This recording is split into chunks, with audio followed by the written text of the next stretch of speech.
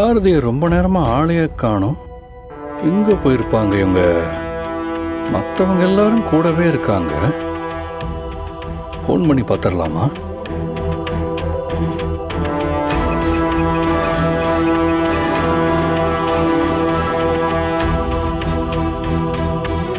ஆதி, என்னாச்சு? ஏன் ஒரு மாதிரி இருக்கீங்க? அப்படியெல்லாம் ஒன்றும் இல்லை, நான் நார்மலாக தான் இருக்கேன். இல்ல ஆதி, எனக்கு உங்களை பத்தி தெரியாதா? நீங்க ஏதோ யோசனை பண்ணிக்கிட்டு இருக்கீங்க. இல்லை இல்லை,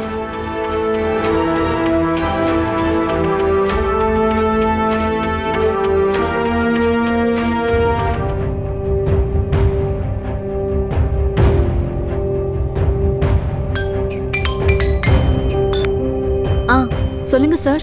பாரதி, எங்க போயிட்டீங்க? நானும் ரொம்ப நேரமா உங்களை தேடிக்கிட்டே இருக்கேன்.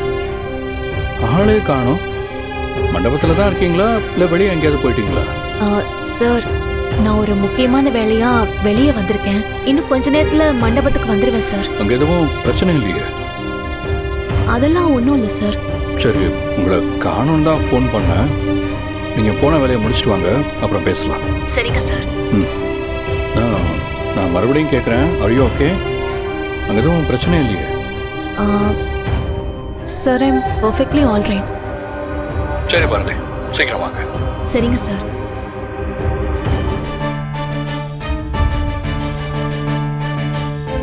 ரெண்டு பேருக்கும் என்னாச்சு?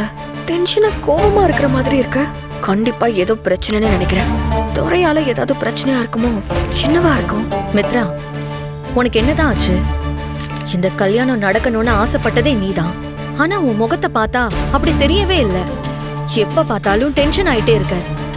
நீ ஏன் இப்படி இருக்கேன்னு எனக்கு தெரியும். என்ன தெரியும்? அந்த பாரதி பாட்டி கிட்ட உன் சம்பந்தமா ஆதாரத்தை கொடுத்து இந்த கல்யாணத்தை நிறுத்திடுவாளோன்னு பயப்படுற, அதானே?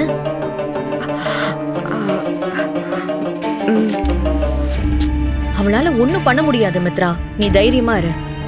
காலையில ஆதிக்கும் உனக்கும் கல்யாணம் நடக்க போறது கன்ஃபார்ம். அதுக்கப்புறமா அவளுக்கு இருக்க கச்சேரி. மித்ரா, நான் உன்கிட்ட கொஞ்சம் தனியா பேசணும், வரியா? நீங்க போங்க மேடம், நான் வரேன்.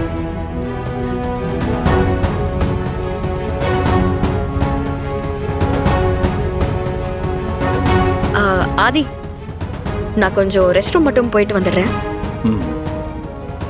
நான் கொஞ்சம் ரெஸ்ட் ரூம் வரைக்கும் போயிட்டு வரேன். அது வரைக்கும் நீ சமாளி. மித்ரா, எங்க போற? இல்ல பாட்டி, Dress கொஞ்சம் லூஸ் ஆயிடுச்சு, ஃபிட்டிங் சரியில்லை. நான் அதை சரி பண்ணிட்டு வந்துடுறேன். சரி சரி, சீக்கிரமா போயிட்டு வா. மாப்பிள்ளைக்கு உனக்கு இதே வேலையா போச்சு. திடீர்னு மாப்பிள்ளையும் இப்படித்தான் காணாம போயிடுறாரு. நீ என்னடானா கிளம்பி போற? சீக்கிரம் வந்துடும் பாட்டி. வாடா இங்க. மாட்டினியா? குடி, கொண்டா, கட்ட குடுறா. மீனா, காணோண்டி. என்னம்மா உன்னையுமே காணோம்? அதை தாண்டி மீனா நானும் கேக்குறேன். டேய், இந்த தட்டுல ஒரு கவர் இருந்துச்சே, அது என்னடா?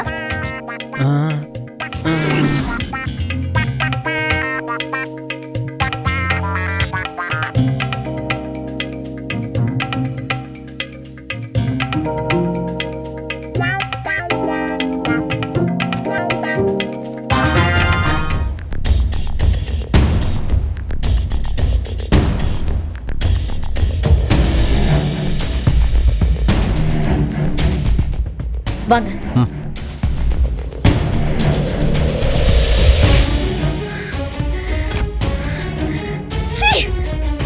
பவானி, நீங்க எதுவும் சொல்லி என்ன சமாதானப்படுத்த வேண்டாம். இத்தனை வருஷமா திட்டம் போட்டு ஒவ்வொரு காயா நகர்த்தி இந்த இடத்துல வந்து நிக்கிறோம். விடிஞ்சா கல்யாணம்.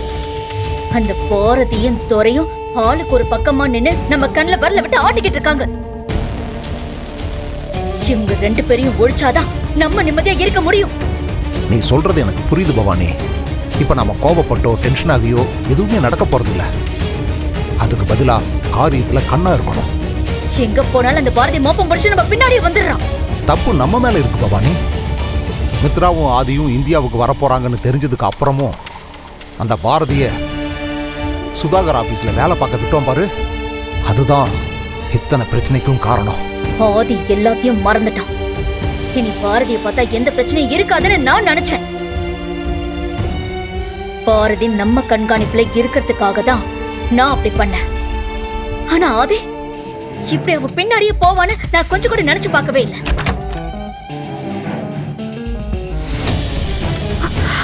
என்னாச்சு? அந்த துரையை புடிச்சிட்டாங்களா? அவனால நமக்கு எந்த பிரச்சனையும் இல்லைல்ல? இல்ல, அந்த ரஸ்கல் தப்பிச்சிட்டான். துரை தப்பிச்சிட்டானா? ஐயோ, இப்படி என்ன நடந்துச்சு? எல்லாத்துக்கும் அந்த பாரதி தான் காரணம். பாரதியா? பாரதி அப்போ அப்போ அவங்க வந்தாளா? அவன் நாங்க இருக்கிற இடத்துக்கு வரல. ஆனா அந்த பிரியாவை பார்த்துட்டான். ஐயோ, நீங்க சொல்றதெல்லாம் கேட்கும் போது எனக்கு தலையே சுத்துது. அவ இப்படி பிரியாவை கண்டுபிடிச்சா? தெரியல. அவ என்ன யோசிக்கிறா, என்ன பண்ணான்னு கொஞ்சம் கூட கண்டுபிடிக்கவே முடியல. நீங்க சொல்றத வச்சு பார்த்தா துரை உயிரோட இருக்கிற விஷயம் பாரதிக்கு தெரிஞ்சிருக்கும்னு நினைக்கிறேன். இல்ல இல்ல, அதுக்கான வாய்ப்பு கிடையாது. இதுக்கு மேலேயும் அவளை விட்டு வைக்கிறது சரியா வராது. அவ வர வர ரொம்ப கொடைச்சு கொடுக்கறா நமக்கு. அவளுக்கு எப்படியாவது இங்க இருந்து துரத்தி ஆகணும். அப்பதான் எந்த பிரச்சனையும் இல்லாம உன்னோட கல்யாணம் நல்லபடியா நடக்கும். நீங்க சொல்றதுல வச்சு பார்த்தா அந்த துரை கண்டிப்பா கல்யாணத்துக்கு ஏதாவது பிரச்சனை பண்றதுக்காகவே வருவான். ஆனா ஆதி பாரதி அவன் 2 பேரையும் பார்த்து மட்டும் எதுவுமே பேசிடக்கூடாது. அது உங்க பொறுப்பு தான், சொல்லிட்டேன். நாளைக்கு காலையில ஆதி என் கழுத்துல மட்டும் தாலியை கட்டிட்டா எல்லா பிரச்சனையுமே ஒரு முடிவுக்கு வந்துடும். அது வரைக்கும் நம்ம ரொம்ப ஜாக்கிரதையா தான் இருக்கணும். ஆமா, நீ சொல்றது சரிதான். எல்லாத்தையும் நாங்க பாத்துக்கிறோம். சரி, ஓகே. நான் மேடையில இருந்து வந்து ரொம்ப நேரம் ஆச்சு. வரப்பவே பாட்டி எதுக்கு போறேன்னு கேட்டாங்க. நான் இப்ப போல, அவங்க என்ன தேடி இங்க வந்துருவாங்க. நான் ஸ்டேஜுக்கு போறேன். சரி, நீ கிளம்பு. துரை விஷயத்த நாங்க பாத்துக்கிறோம். ம்